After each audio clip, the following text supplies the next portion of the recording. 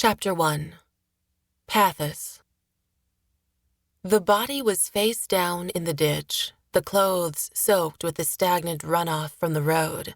The left shoulder was stained with blood, and the hair on that side of the head matted and stiff where the wound had bled. He had been a traitor.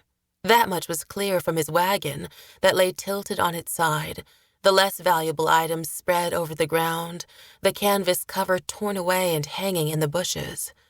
Pathos stepped down from his own wagon, conscious of the goods stacked behind him: lamp oil, candles, packages of salt, yeast, and flour, enough to make it through the winter until the worst of the snows had passed.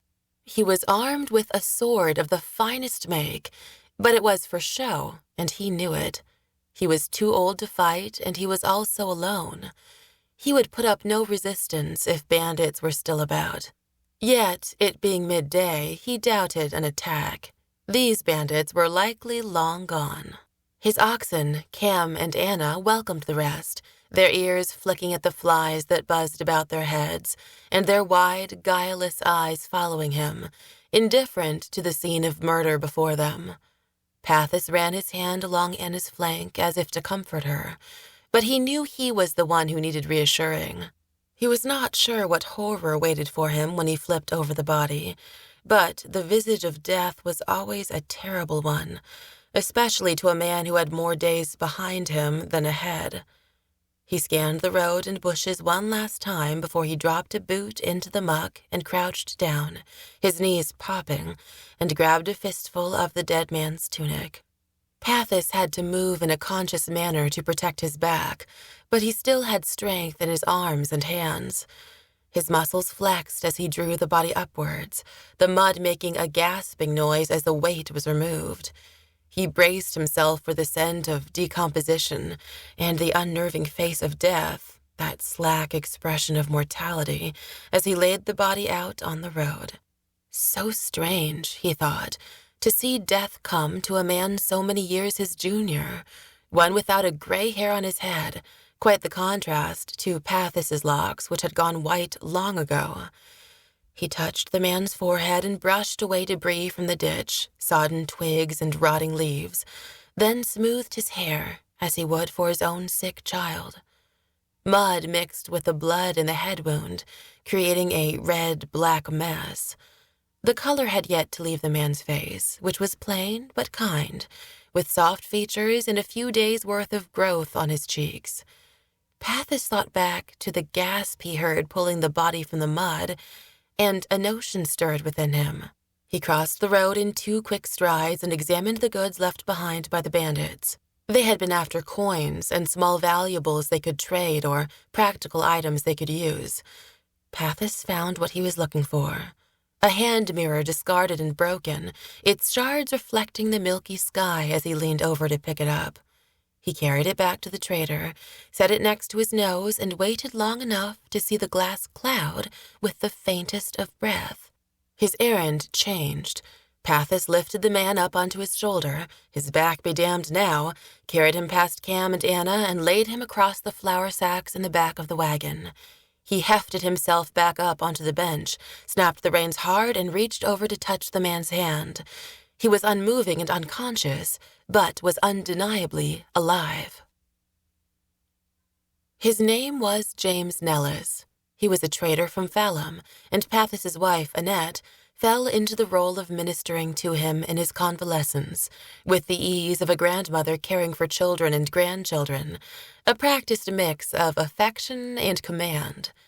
James, when he woke, was grateful for it, as evidenced by his obedience to Annette's every order, and his words of thanks each time Pathos entered the room, where James lay propped up on pillows, his head wrapped in bandages. "You were lucky they were more interested in loot than killing," Pathos told him, settling down in a creaky chair next to the bed one morning. "I'm lucky to have been found by someone as generous as you, with a wife skilled as a healer. She has had practice over the years," Pathos said. "You are very kind to me, a stranger." Pathos sniffed. "Sometimes it is easier to be kind to a stranger than one's own kin." "I suppose." James said, but Pathis could tell by his expression that he did not quite understand. They were just boys, really, the ones who attacked me. Probably unable to find work, but too young to join the army and march south with the king. More experienced thieves would have known what to take. They left a great deal behind. Their inexperience was my blessing then. Pathis made a soft grunt of assent. This room had been shared at one time by two of his sons, Edward and Charles, whom he would see later that morning. He knew he wasn't as noble as this stranger was making him out to be. What did it take to truly love someone, he wondered. Was it enough to be good? With strangers, there was less time to find faults and tally resentments. But in the push-pull of closeness, there was space to gather hurts as well as gifts. He could only hope that at the end of his life, when the last tally was taken, the ledger would work out that he was more kind than selfish, more giving than hurtful. To strangers, of course, but when he thought of his wife, his sons, he wondered if any amount of good works could absolve him of the little slights, the times he had been irritable or forgetful. He knew he had been a good father and a good husband. Annette told him so often, but he also knew he had been less than perfect. In the end, human. James was talking again. Pathis directed his attention back at the trader. He was more of a listener, always had been, keeping his thoughts to himself, including the notion that he had grown fond of the time he would spend with James after morning chores and after breakfast, when he would rest a few minutes before tending to the endless tasks a farm demanded of him. Not that he would ever admit as much to James, but he had come to like the trader a great deal. It seems nothing in the realm is right, with war in Karrith and now Antis joining the fight, James was saying. War brings ill tidings, and ill times, Pathis said. Many a wagon was headed east on the trade road with the same intention as I, to head north to Fallam in hopes that enemy armies would not want to push so far north in the winter months. We'll have you healed and on your way soon enough, Pathis said. Outside, he heard a child's shout and knew his children and grandchildren had arrived. James thanked him and Annette at every turn, but Pathis felt he owed the trader something, for Annette was happiest when she had others to fuss over. Love came so easily to her, and Pathis welcomed the opportunity to undertake a project with his sons. This morning, it would be riding out to the stretch of road where he had found James, to right the cart and draw it back to the farm. He took his leave of James and made his way downstairs. His grandchildren, Hester, Ryan, Langston, and Sue, descended from their father's own wagon and wrapped Pathis in embraces before running off to the barn to play in the hayloft. Pathis smiled to himself. For years after his own children had left the farm, he had occasionally found their toys, forgotten or lost, in the hayloft. By the time he felt he had found the last one, the last reminder of his children as children, he began to uncover newer ones, dolls, toy swords left by his grandchildren. And the cycle goes on. Edward and Charles made for good company as they rode with Cam and Anna roped to the back of the wagon. They were good boys, long past the years of arguing with each other or their father. As a team, they roped James's wagon to the oxen and the horses and dragged it out of the ditch. Edward yoked the oxen to the hitch while Charles untangled the canvas cover from the bushes. This left picking up the fallen trinkets and other wares to Pathis. He found dolls made of clothespins, hemp rope, a cracked pot, and a cauldron with a repaired handle, and returned them to the back of James's wagon. He scanned the ditch one last time for anything he had missed, when his eye fell on something that shouldn't be there among the moldering leaves and strands of algae. He straddled the ditch, bent at the waist, and reached into the water to draw out a sword that gleamed and glistened in the morning light.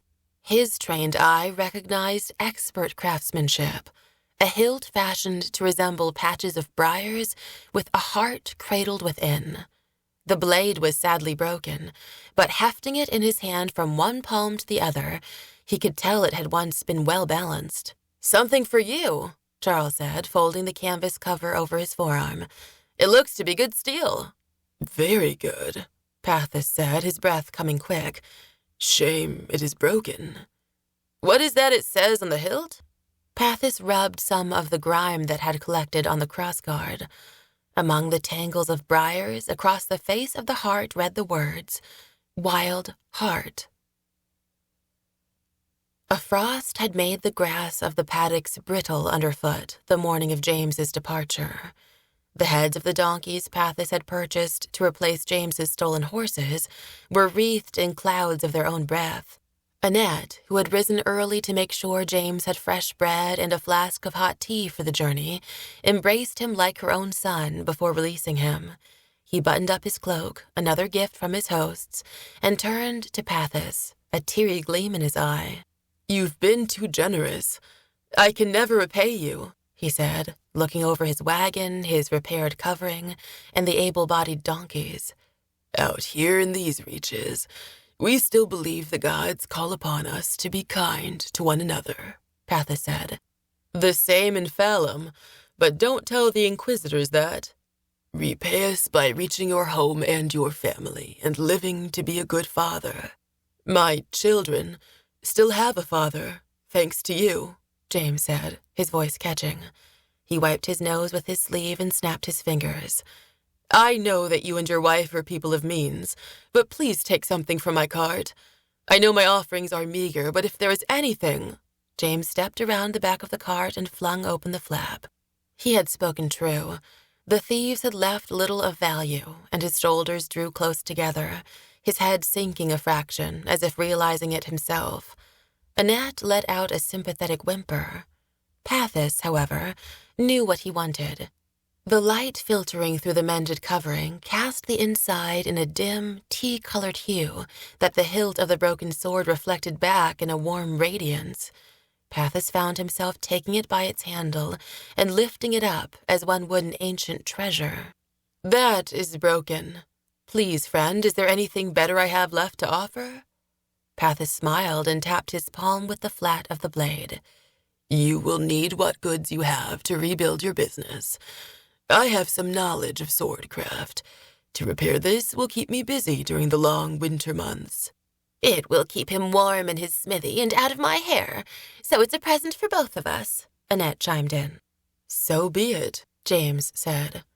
Husband and wife watched the cart diminish down the road until it slipped out of sight over the next rise. Pathis said nothing. He didn't need to. Annette knew where he was going next. He carried the sword to the smithy, opened the heavy door, and set the sword on the cold, scarred anvil. He ran his hand over the worn wood handle of the bellows. Then he stepped outside, righted the chopping block, took up his axe, and began to chop wood into lengths for the forge. Chapter 2. Victor Twenge. The first arrow clattered in the elk's antlers, startling the jays who had been resting there.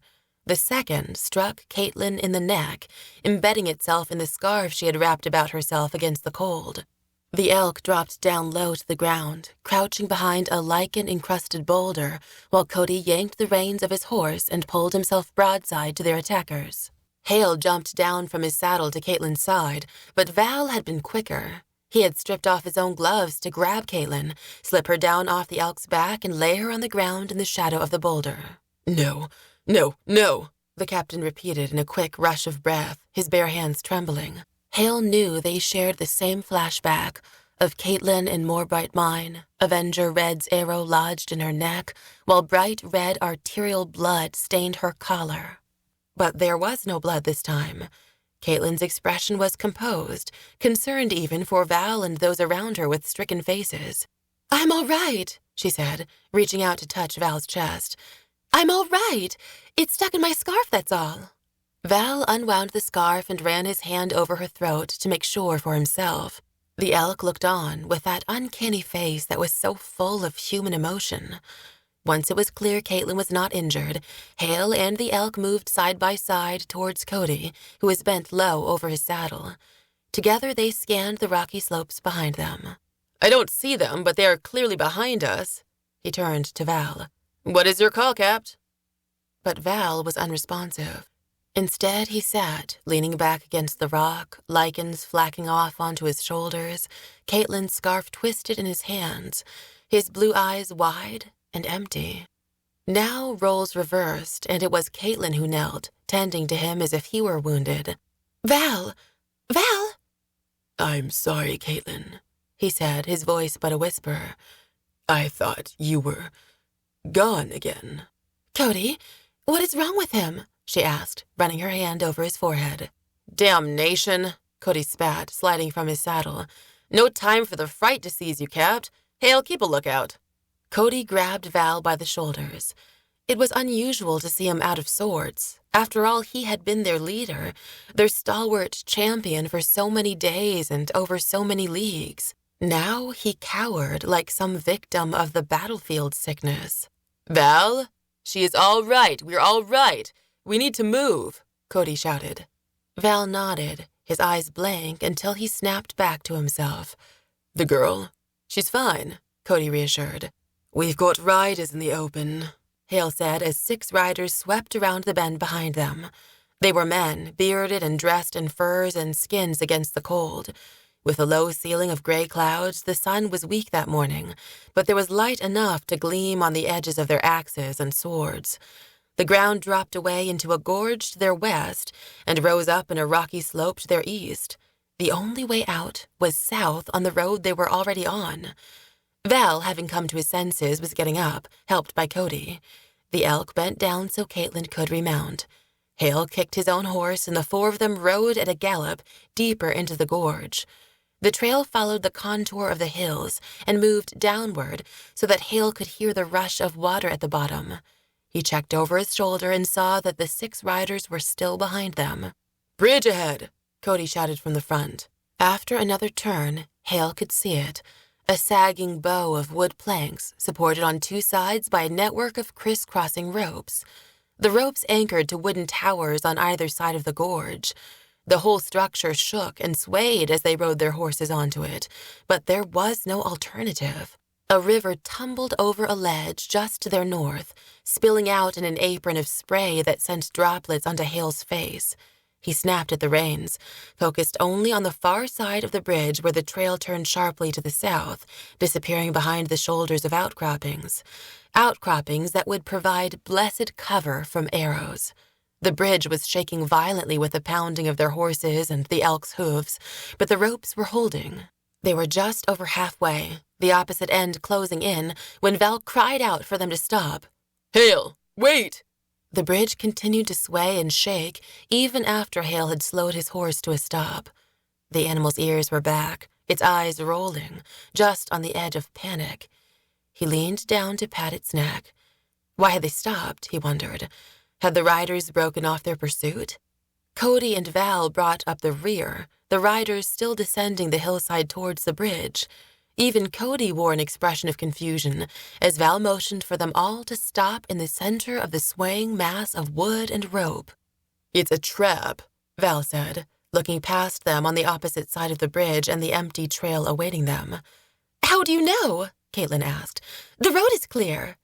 "Because it's too obvious," Val said, drawing his sword and riding out to the front of the line as if he spied enemies waiting in the rocks and grasses. Cody copied suit, drawing his own blade and taking a position at the rear. Haille looked back and forth, from the closing riders, the twisting cables, thick as mooring lines, and the inviting sight of clear road on the far side of the bridge. Nothing seemed right. Had not Val just had a spell of madness himself, an episode of panic and indecision that was as unwelcome as it was ill-timed? Could his judgment be trusted? Katlyn's face was blanched, her breath coming hard as she held tight to the elk's mane. Even the elk looked ready to flee, with or without permission. The riders disappeared behind a grassy hillock, only to reemerge at the end of the bridge. To Haille's surprise, they pulled back on their reins and came to a stop just short of the bridge's tower. Curious. Val watched them, a sneer on his face, his cloak thrown wide open to allow his arms freedom of movement, the balls of his feet balanced in his stirrups. He was ready for a fight, yet they were waiting on unfavorable ground in the center of the bridge.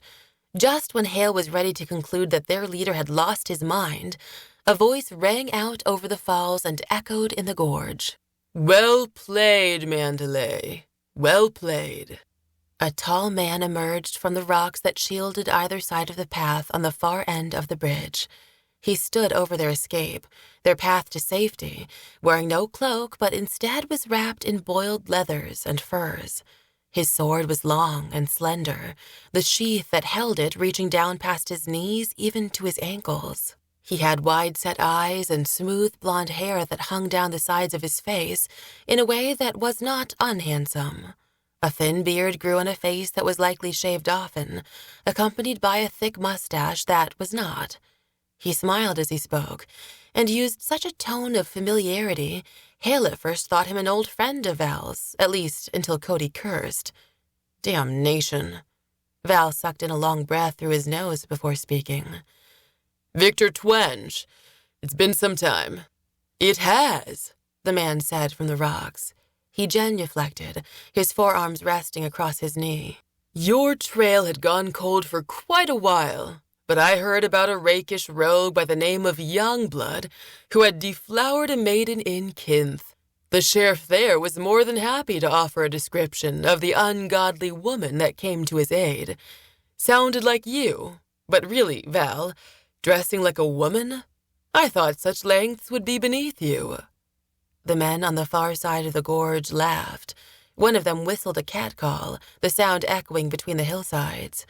The smile on the man called Victor Twenge grew wider. "The game is up. It's time to stop running." Val made no response, although his horse shifted beneath, as if sensing his rider's unease. Twenge shook his head and made a sweeping motion with his left hand. At his signal, a dozen men emerged from behind rocks and out of crevices where they had been hiding on the far side of the gorge, their hands clutching all varieties of snares, nets, and lassos. Val's hunch had been right. "Don't resist, Val. I promise there are brothers waiting for you, other knights of Oban whom I have captured.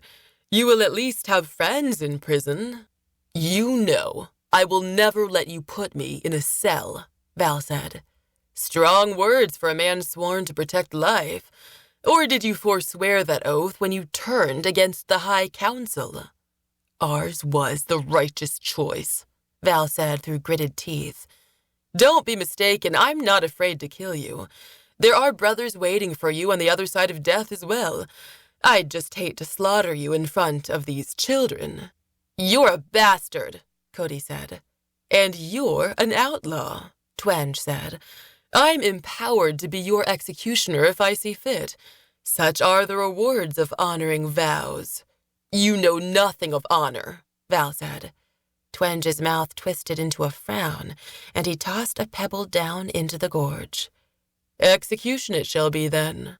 The bridge shook as the riders at the rear moved their horses forward, their hooves clomping onto the planks. The men who had been waiting in ambush dropped their snares and nets, and drew swords, hammers, and clubs.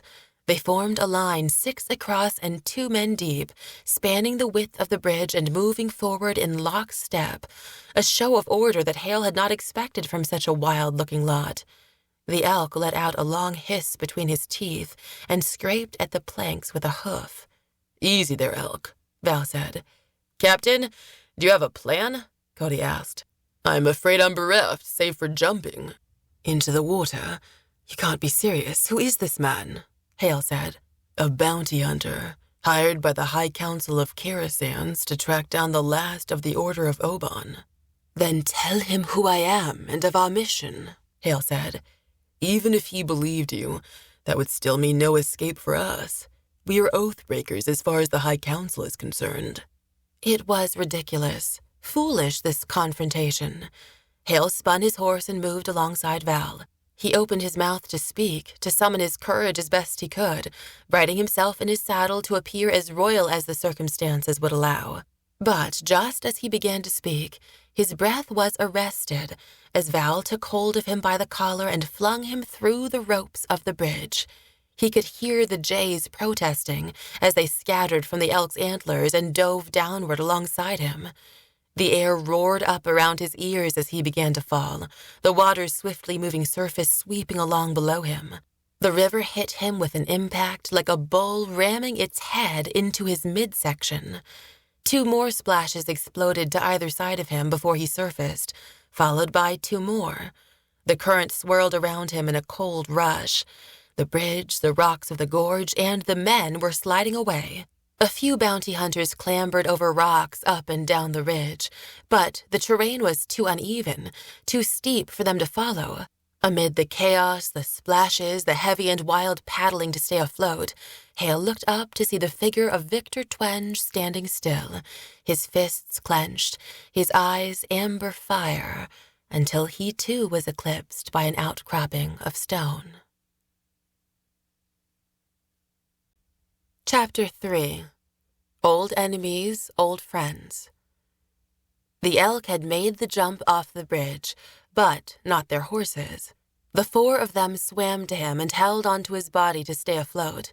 He proved an able swimmer, kicking his legs beneath the water and sending them tearing down the river with the aid of the swift current. It was the cold that forced them to shore, for before long, all of them were shivering, their lips turning a shade of blue. The elk pulled them into shallow water, from where they could wade ashore and collapse on a rocky beach. Haille was sapped of all his strength and lay on his side, curled into a ball, shaking. Val was quicker to his feet, checking his sheath to make sure his weapon was still there. Haille put his hand to his own, only to find his sword had slipped out somewhere in the river. He sat up, checked the shore, but there was no sign of it. It was lost. He cursed, his syllables choppy from his chattering teeth. The elk shook himself out like a dog, his skin twisting. Val was already climbing up the side of the gorge as if the riders and their leader, Victor Twenge, were still in close pursuit. "Come on, we need to move to keep warm," Katlyn said, following the elk who was already catching up to Val. Haille tipped onto his knees, but was still weak. Cody sat up beside him, coughing up river water. Like Val, he checked his sheath and sighed with relief to find his sword. So far, everyone was having better luck than Haille. Cody, what happened back there? Old Victor Twenge, one of the craftiest bounty hunters out there. Not good to have him on our trail now. He is relentless. No, I mean Val. Why did he freeze like that when he thought Katlyn was struck? It was like you had to wake him up out of a trance. Aye, that. Yes, that. Is he all right? Cody squeezed water from his cloak, twisting it into a dripping rope. No one survives a war unscathed. Val's the best man I've ever met, but if he has any weaknesses, it's only that he cares. Perhaps too much. Towards the end of the Islay War, as we were losing more men each day, the losses, became too much for him to bear. He would sometimes, freeze up like you saw. It was eventually why he abandoned his command. He deserted? Hardly could be called deserting when your forces have been declared a rebellion, and the High Council has put a bounty on your head. Disbanded is the better word. The whole order disbanded. But you still call him Captain. He'll always be my commander, as well as friend. Haille blinked water out of his eyes, unsure what to say next. Cody gave his cloak a shake, snapping it in the air, then clapped a hand down on Haille's shoulder. "Come on, Prince. Let's march." The jays found them in the late afternoon, descending upon them in a flurry of chirps and tweets. The others mostly ignored the 3 birds, Azure, Sapphire, and their brother Cyan. Even the elk, who had welcomed them into the branches of his antlers so often over the past days, kept his head drooping low. Tired, cold, and hungry. Their food had been in the saddlebags of their abandoned horses. None of them made for welcoming company. Haille let Azure alight on his shoulder. The big sister of the trio, he did not put it past her to sense their low spirits. Cyan and Sapphire, on the other hand, swooped from rock to rock, branch to branch, singing like fledglings in springtime. "Can we eat them if they don't shut up?" Cody asked. "They are more helpful alive," Haille protested. Val kept moving. He had not said a word since they had started out from the river, except to say he did not like the terrain. It was not favorable to a party on the run.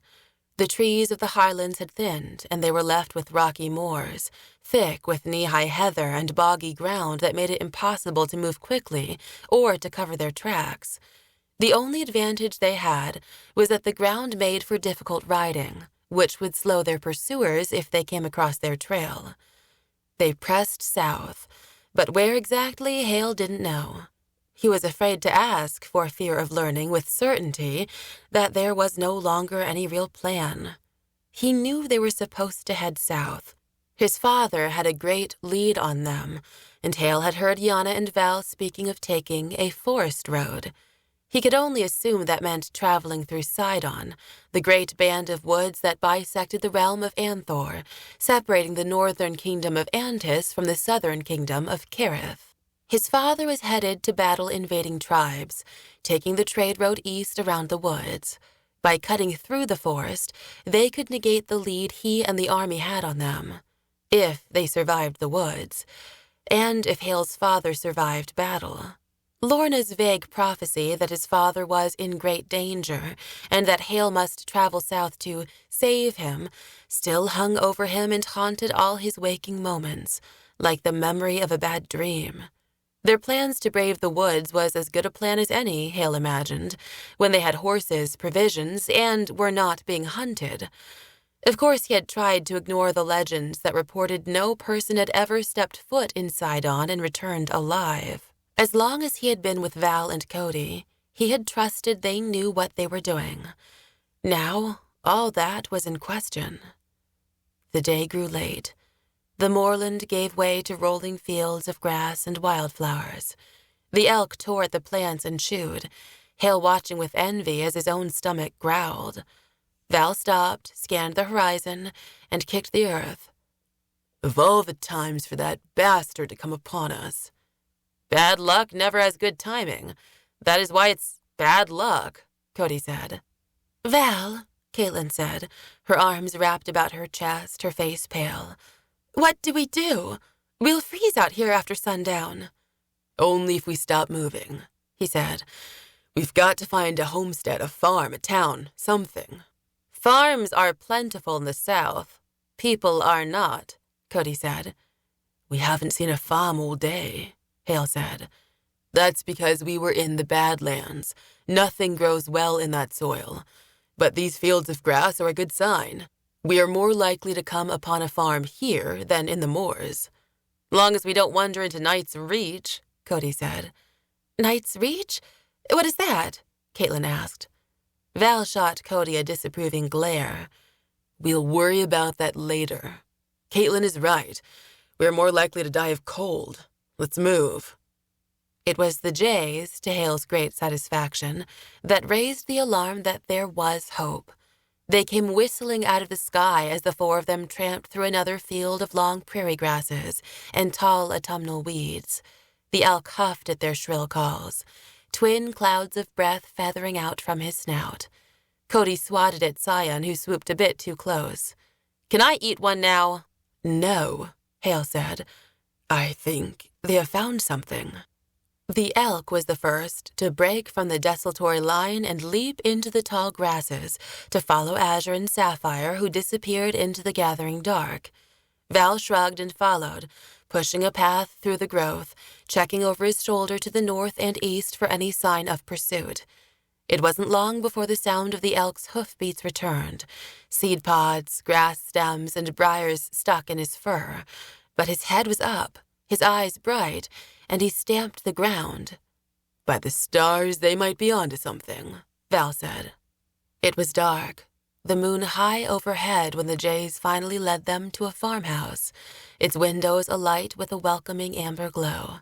They trudged faster, making their way through fields scattered with the remains of the harvest, trampled stalks and stray blades of wheat. As tired and weary as they were, no one hesitated to ask if they should approach or wonder aloud if the host would be friendly to a group of disheveled travelers. Night, with its descending cold, made it a matter of life and death, their very mission in the balance. The elk hung back in the fields.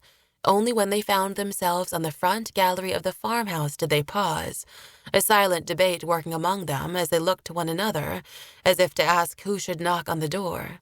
Impatience won out in the end, and Haille pushed forward past Katlyn and Val and pounded, harder than he meant to, on the front door. He could hear Katlyn's teeth clacking together in the silence that followed. Before long, there were footsteps on the far side, the movement of lantern light, and the door swung open. A woman stood there with her white hair wrapped in neat braids around the crown of her head. In the soft glow of the lantern, she appeared to be surrounded in warmth and light. Her eyes were dark with concern as they darted back and forth among the four of them. "Good eve," Val said. "We are forlorn travelers, in desperate need of any hospitality you might offer." "Indeed," the woman said, then called to her husband. "Pathis, we have visitors." An older man of medium height with a head of white hair to match his wife's stepped into the entryway. He put a wide hand on his wife's shoulder, while his gaze roved over the four of them. His expression was guarded, until his eyes fell on Haille. His face softened. "Friends," he said, "you are welcome here." Chapter 4. The Ruined Font. Vandalis knocked the arrow aside, and so it lodged in the girl's, Katlyn's, neck. A flash of red bloomed on her collar. She was sliding down the rock wall, halfway to the ground, bubbles on her lips before anyone even noticed. Gail noticed. She had missed. She hated missing. Now, madness ensued as her father's men attacked those of Vandalis. It crossed her mind to lodge an arrow in her father's neck like she had the girl. She even reached back for one of the arrows in her quiver when her father swept into view. He was leading the attack from the rear, calling out orders and sending his men to do his fighting for him. On either side of him were his two best fighters, protecting him. They'd better be good, for already it looked like Vandali's men were better trained, and there were more of her father's men fallen down, wounded, than their opponents. Best not to kill him now. She didn't want the attention of his two guards when, after all, her objective was to reach the font. And now that the door had opened only to shut just behind Sade and Derek, that would be difficult. To gain the boys' trust, Sade had posed as a prisoner himself. Interesting. She wished she knew his game. She wished she was behind that door. She didn't know who or what Vandalis and Sade were, but she sensed they were a breed apart, cunning, powerful, and her father was overmatched. She had sensed as much when she'd made the deal to return the mercenaries, the girl, and the elk to them. Something about them seemed ruthless. She knew if she had not exchanged the prisoners on the terms offered, there would be no second offer. She would have only ended up dead. She ducked back into the dark of the mine shaft and ran along its length until she found the shaft slanting downward. She slid on her back end, leapt up when she hit the level floor, and crossed to the far side, her hand on her sword just in case there was company. But all the men were still fighting. The clash of steel and the cries of the wounded echoed in the chambers, as if right next to her ears. She knocked an arrow back and stared down its length. The doorway to the font was just coming into view. The mercenaries, Val and Cody, were bent over the girl as she breathed her last. Then there was a flash of light, like the sun reflecting off a polished mirror that blinded her for a moment. Gail blinked the after-image away and couldn't believe her good fortune. The door to the passageway to the font was reopening. She started forward, then stopped in her tracks. She couldn't understand what she saw. The girl, Katlyn. She was up again, her clothes still stained with fresh blood, but the wound was gone, the arrow lying harmlessly on the ground as if it had never struck her. The girl was as shocked as the two men as she felt about her neck, her eyes wide, her brow furrowed in a question as she ran her hand over the smooth, intact skin. "But I hit her." Katlyn's voice carried down the shaft to her, That was a sound Gail had not expected to hear again, but there it was, clear as the sounds of the fighting. "Come on," she said. "We need to get to Haille." Haille? Katlyn turned and sprinted into the corridor behind her, disappearing into its blackness. The mercenaries, Val and Cody, remained, staring at one another in their blood-stained hands, dumbstruck. Katlyn called after them once more. "Come on!" This time they obeyed, rushing into the passageway after her. Gail would not let this second chance slip by. She ran into the open, crossing the floor of the gorge, her arrow drawn back, ready to let fly, but the men fighting took no notice of her. They were too busy killing and dying. The passageway to the font was nothing like the mine shafts cut into the raw earth. This hallway was paved with smooth stones and lined with statues. She heard voices and footfalls from farther down, but without light she was all but blind. She returned her arrow to her quiver, wrapped the bowstring over her shoulder, and drew her sword. With the blade held in one hand, the other against the wall, she closed in on the others. She startled once as she bumped into a statue. She made her way around it and encountered another in 8 steps or so. After that, she knew she could expect them and moved more sure of herself. A clanging noise rang out. A crack of light appeared, and the sound of falling water filled her ears. Her eyes adjusted, and she saw curtains of white water and the silhouettes of the men running and the girl pushing open the door. Her heart stopped and her throat constricted tight. Just past the girl was a plinth of blue-green stone. She was there. The Font of Jasmeen. But something was happening. The door swung partially closed for a moment, opened again, and she could see another figure bent over the others crowding around. It must have been Derek. She shuffled forward and pressed herself close to the next statue while she listened and tried to understand what was happening. It was impossible to decipher their words over the hiss of the falls, but she did hear a thunderous crack and boom, then a tremendous splash as if something large had dropped into a lake of water. It was followed by the sounds of smaller splashes, like the beginnings of an avalanche. They were coming back. She had her sword behind her leg now, so that it would not catch the light and give her away. It was unnecessary. They passed without noticing her, the one called Cody saying, "Maybe you should have wished us a way out of here." Her mouth was dry, her temples pounding, as she watched their figures recede back up the corridor and out into the sunlight. The way was clear. Or at least, it appeared so. She had not accounted for Sade, but she already took him for dead. He would not have let the boy out of his control otherwise. Still, she half ran, half walked the rest of the way, her sword held on guard before her, her eyes scanning the sides of the tunnel and the passing alcoves for any sign of Sade. Nothing. She came to the end of the hall, the door standing ajar. She kicked it open, misty air blowing into her face, the running of healing waters loud in her ears. No! What a cruel trick had been played on her. The statue was gone, broken off at the waist. All that she had glimpsed from the tunnel was the plinth that had held her. She heard her sword clatter on the wet stones at her feet. Her footsteps splashed in the running water as she crossed the walkway, the side of which was sheared away, braids of white water running over the shattered stone and into the swirling pool below. Under the water she saw a face. A giant woman's face, her head adorned with a crown of sorts, her eyes staring up through the water, blank. No, no, no! She risked crossing what remained of the damaged walkway, fell to her knees inside one of the pools, and slapped her hands up against the legs that remained. The water was frigid on her lower body, sending a shock through her entrails. Perhaps that was how it worked, she thought, through the sensation of cold gripping her. She dropped deeper into the pool, the waters rising up her chest. "Please, please," she whispered. She prayed. She plunged her head under, held her breath as long as she could, listening to the rumbles and bubbles of sound beneath the surface. Her lungs ready to burst, she finally sat up and breathed in, choking on water that went down her windpipe. She coughed, and her cough turned to a sob, hot tears falling into her hands, in which she cupped more of the water that she prayed would heal her. "Please, I don't want to be little. I don't want to be a freak." Her limbs were trembling from the cold.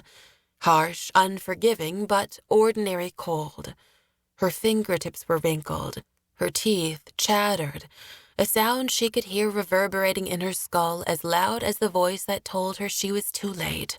Her own voice, her own thoughts, full of self-pity and self-loathing. Still, she remained in the pool longer. Perhaps one needed endurance to be healed. Perhaps one needed to give up all hope to first gain the goddess's favor. But she knew it was for naught. The goddess was dead. The font, whether it had ever had powers or not, was ruined now. It was empty of healing, empty of meaning, empty of hope. And why would she deserve such healing anyway, considering the things she had done? A series of children's faces and the faces of young women and men whom she had betrayed into chains floated through her mind. The slavers she had killed might have deserved their fate, but the lackeys, drivers, and squires had not. Avenger Red was indeed red, red with the blood of so many. Why had she ever even thought that she deserved to be healed? She was unworthy, had always been.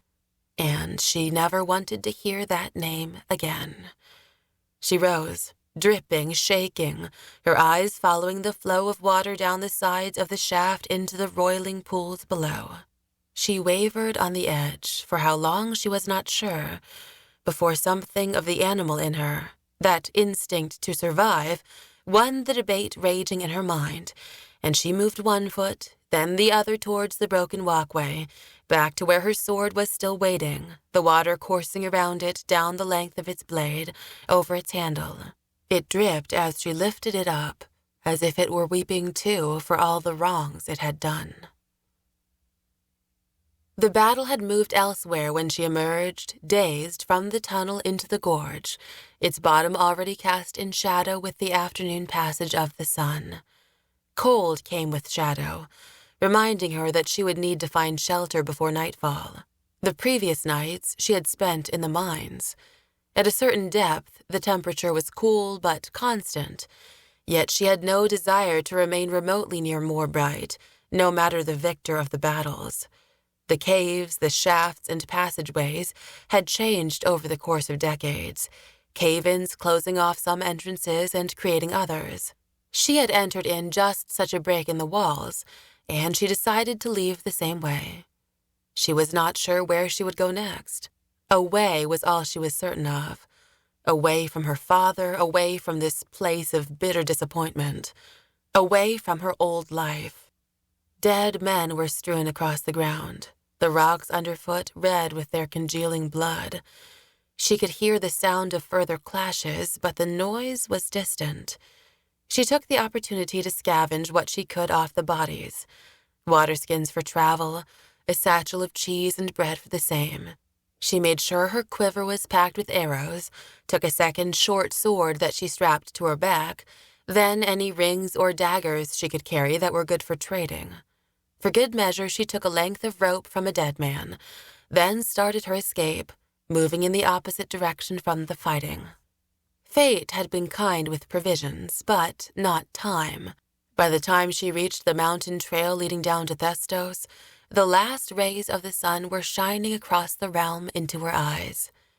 "Damn it, I should have searched for a camping blanket," she said to herself, pulling her still damp cloak closed. She realized it was no use to try to wait out the night. Even if she marched to stay warm, she still might freeze. She would not let the waters of the font be the death of her, she thought bitterly. Instead, she resigned herself to be traveling only far enough away that she could build a fire in secret, strip off her clothes, and dry them. She woke the next morning to a loud cawing. Her crow, Soot, had found her in the night and perched by the smoldering ashes of the fire, evidently hungry. She reached into one of the satchels she had scavenged and tossed him a scrap of bread. "Now, find me a route out of here," she said, shooing him away. He took off into a sky curtained with gray clouds and low-hanging mist. She preferred this to a bright, cloudless day. After all, much of her dress was still red, and she would stand out on a hillside, a moving crimson shape. At least with a shadowy gray day, she had some chance at cover. As she went, where?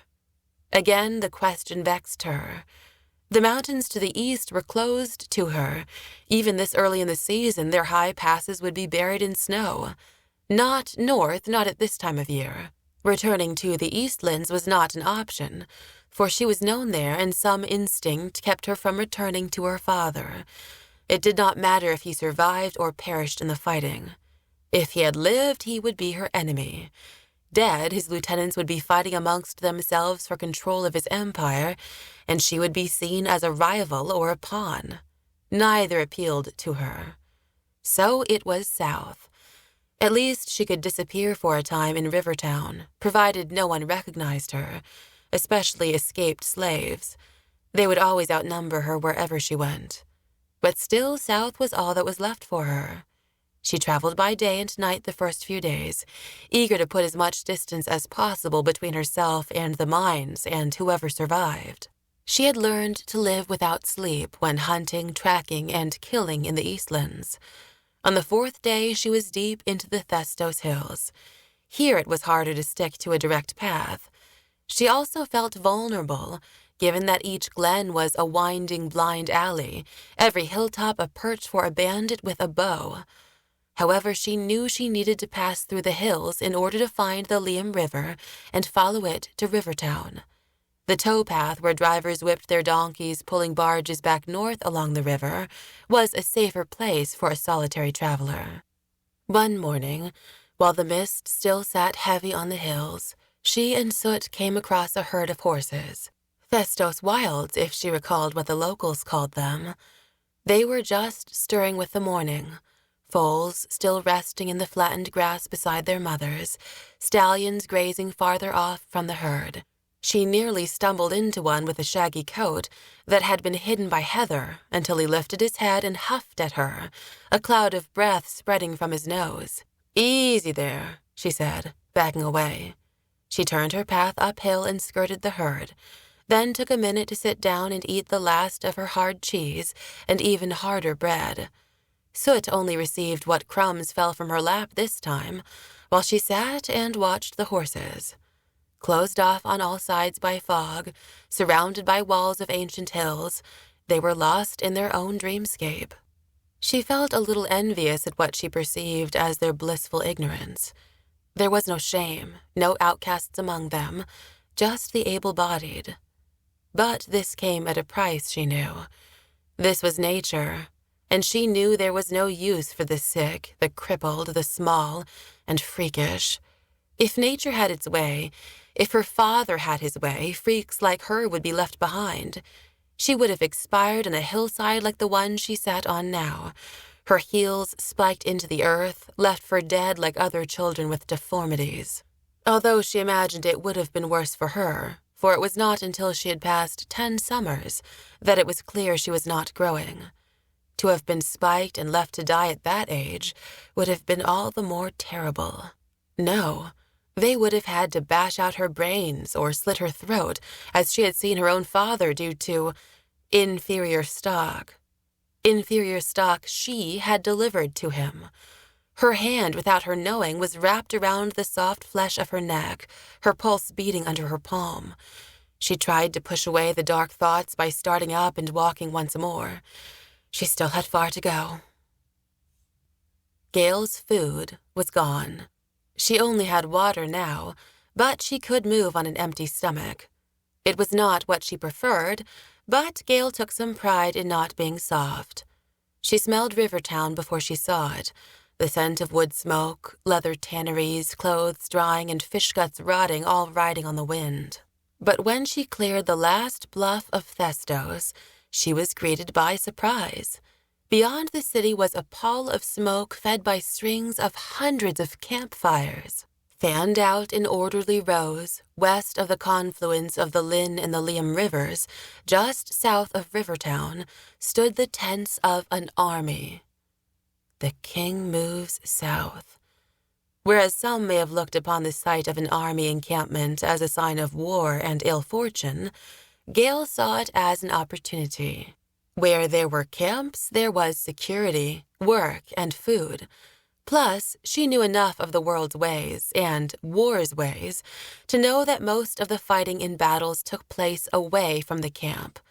The camp was a moving city of its own, with servants, tradesmen, cooks, and, of course, whores. That was one role she would not play, although the plight of the female among so many men was rarely an easy one. She drew her knife, pulled her hair out to length, and began to cut. Chapter 5. In the House of Pathis and Annette.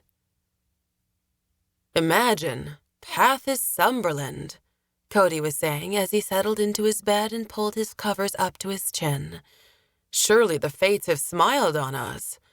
No doubt, Val said, piling wood in the fireplace before lighting a fire. There was a knock at the door. Katlyn jumped down from her bunk bed to answer it. Annette waited on the other side, her arms full of extra blankets. "I thought you might like these," she said, eyes sparkling. "Thank you, madam," Katlyn said, taking the bedding. "Please call me Annette, child. It's what my grandchildren call me." "Yes, Annette," Katlyn said before closing the door. "Good people," Cody said, taking a blanket from Katlyn with a nod. Haille himself could hardly believe their good fortune. Although he had retired before Haille had been born, Pathis Sunderland had served as the swordsmith in the castle forge for decades. His swords, axes, and dirks were legendary. Each member of the Antis Council carried a blade with his initials engraved on it, and, as Val had told at dinner, some of the best men he had served under had the letter P with an A leaning into the stem on the base of the blade. The A standing in not for the A in Pathis, but rather the A in Annette, whom Pathis said his life's work would have been impossible without. "They are so generous," Katlyn said, settling back into her bunk. These were the chambers where their grandchildren slept when visiting. The beds were a bit small for Val and Cody, but the fireplace was spacious, and according to Pathis, it was the warmest room in the house. "He retired a rich man," Val said, striking a flint and steel into some oiled wool in the ember box. "They can afford to be generous." "True, but not all rich men are so giving in spirit." Cody tugged on the sleeves of the wool tunic Annette had insisted he take after dinner. The couple had clothes for all of them, another result of having so many children and grandchildren frequenting their home. The opportunity to change into warm clothes had been most welcome. Haille had been afraid at times during dinner that Val's and Cody's questions of the swordmaster would put him off, but Pathis answered each with patience and a smiling graciousness.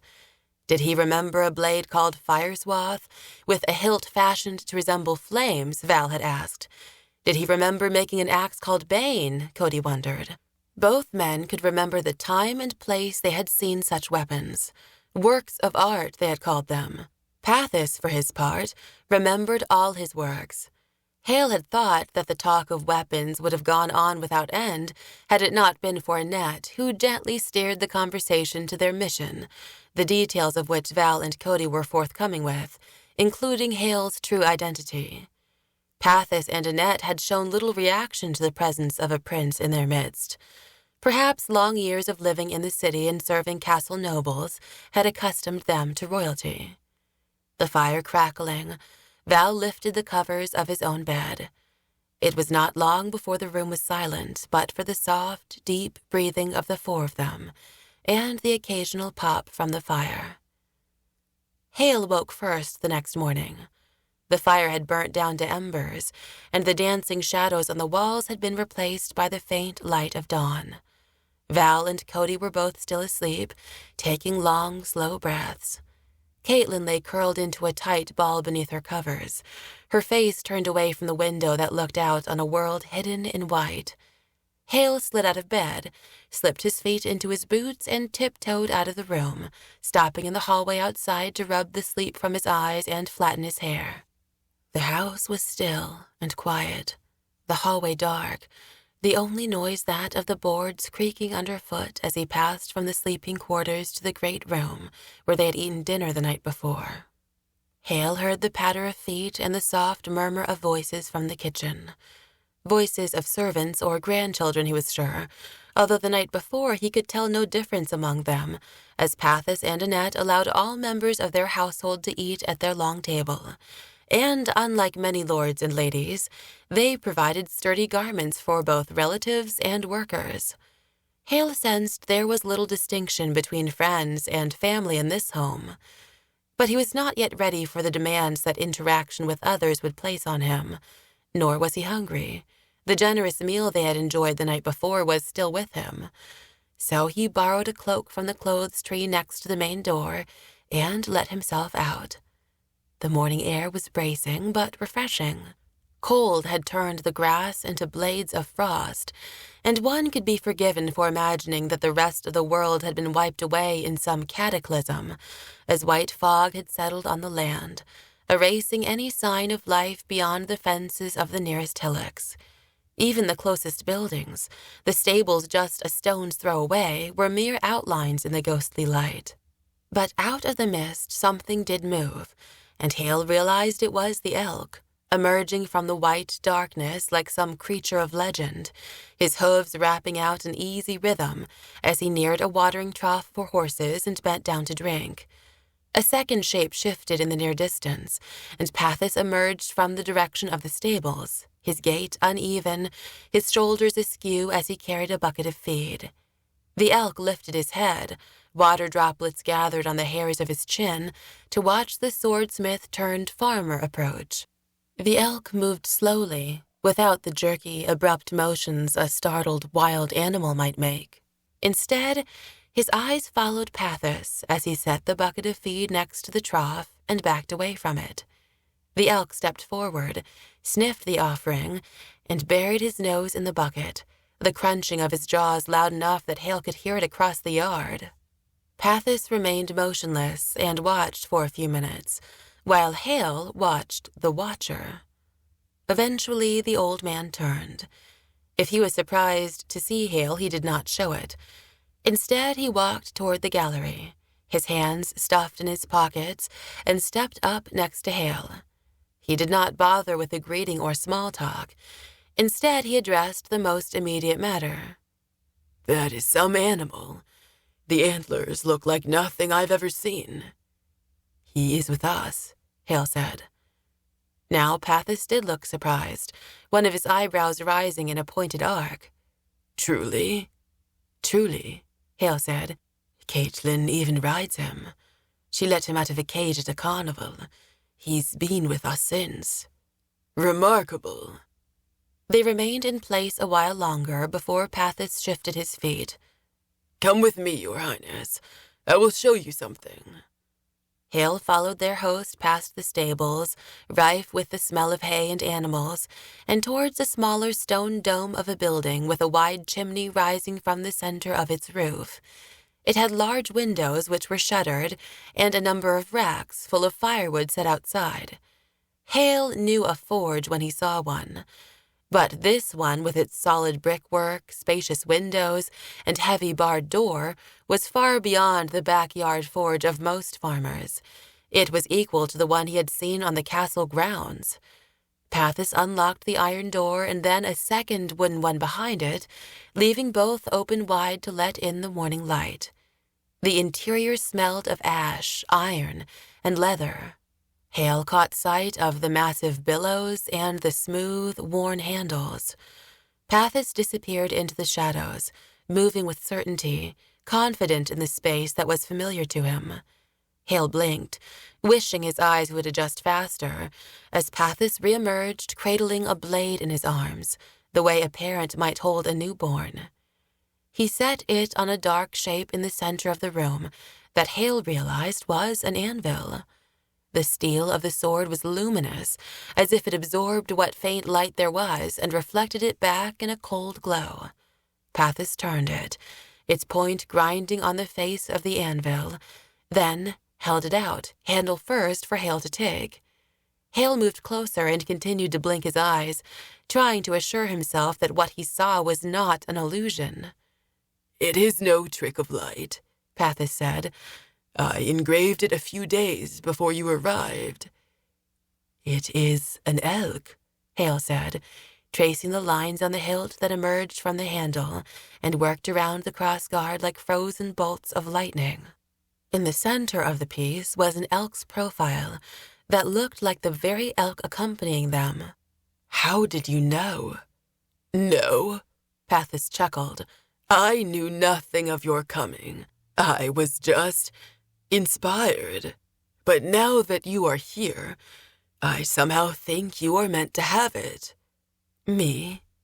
"You came last night with an empty scabbard. This sword was broken when it was given to me. I knew its steel was special. It was a project of personal interest to reforge it, but it turned into something different. It turned into a masterpiece." "Then I cannot take it." "Can't you? A swordsmith makes a sword to be used, to protect its user, not as a decoration. I imagine you will need it, especially if you are to go south into Night's Reach as Val said you would." "Yes, although I do not know what that means." "Night's Reach," Pathis said, turning the sword to catch the light, sending a wobbling beam against the wall, "is half the distance it takes to ride to the forest of Sidon in the span of one winter's night." "Why only half?" "Well, it's really a measure of how long it might take a creature afraid of sunlight to leave the forest, invade these lands, and return before the sun comes up." "Do such creatures exist in truth?" Pathis shrugged. "Our intrepid inquisitors would say no, but they would also likely deny the existence of such creatures as the elk out in my yard. I've never known anyone to have camped in Night's Reach. I've never seen the creatures that legend says live there, but I did see Cadre with my own eyes." "Cadre?" "A village, the only village in recent memory to be built near the forest within Night's Reach. It flourished for many years, its woodworkers creating a thriving industry from selling the lumber cut from Sidon. The trees of an ebony variety make for beautiful carving and solid construction. But then one day the couriers stopped coming, and the traders from Cadre did not show up at the markets. I was just a young man then, but old enough to travel with a contingent of fighting men to investigate." "What did you find?" Haille asked, his throat fluttering. "Nothing. At least, no one. Everyone was gone. No sign left of them. There were a few signs of struggle, bedsheets strewn across the floor, furniture tipped over. But not a living soul, human, fowl, horse, or pig. Even the rats were gone. We found a few swords and spears, even a few shields, but whatever resistance there had been haphazard, futile." "Raiders?" "Not unless they rode on beasts. Those were the prints we found. 3-toed and 4-toed on the earth, and similar gouges on the shields." "What were they?" "I do not dare speculate, but know this. The forest is cursed. You take a dangerous road." "That was what Yana said," Haille said. He realized Pathis was staring at him with an intensity in his eyes that Haille could detect even in the darkness. "You were the reason I let you and your friends in," the old man said. "Me?" Haille said, poking his own chest with his thumb. "Your face. It's your mother's. She joined me many a time in the castle forge. She loved to make jewelry, bracelets, rings, pendants. I taught her metallurgy and other skills. I counted her as a friend." Haille felt suddenly small and vulnerable, the forge open and overwhelmingly dark. Would Pathis blame him for his mother's death too, sharing in the disdain that so many nobles harbored towards him? Haille said nothing, but swallowed a second lump that had formed in his throat. But if Pathis harbored any resentment, his face did not betray it. Instead, he genuflected, his old knees popping as he did so. Haille rushed around the anvil that stood between them. Kathis, there is no need. But the swordsmith waved him away with his left hand and presented the sword with his right. The original was engraved Wild Heart. This one I have named Elk Heart, and I know your mother would want you to have it.